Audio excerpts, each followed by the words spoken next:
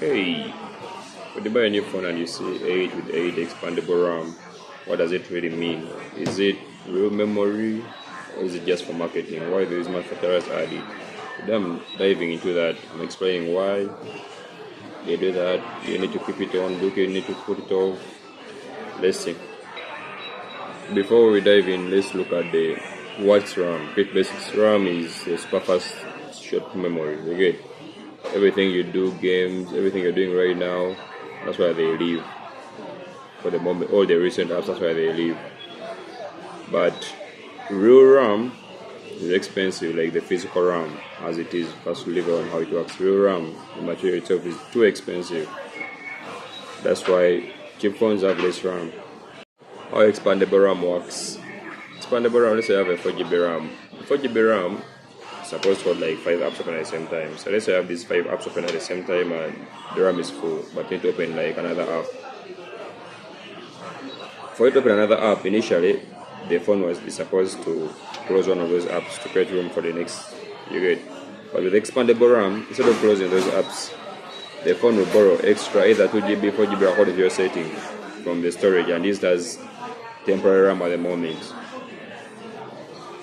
Let's say you on WhatsApp. Instead of going back to WhatsApp and restarting, it's restarting automatically.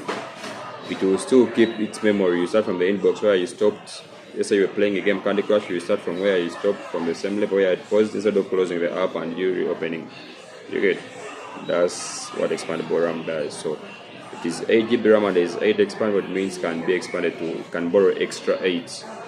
But with most phones, there's always an option to reduce it, because sometimes you may want to use your storage. Let's say you're downloading something, you don't have like 10GB left on for the storage. So instead of borrowing 8 for the RAM, you put that option off so that you use your space for the downloaded content. The real question is, why don't they give us the whole chip?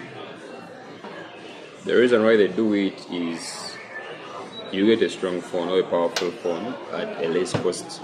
Like I told you in the beginning, physical RAM is expensive, so if they had given, let's say, the Spark 40, if they had given Spark 40 128GB RAM and 16GB RAM, it will make the cost almost,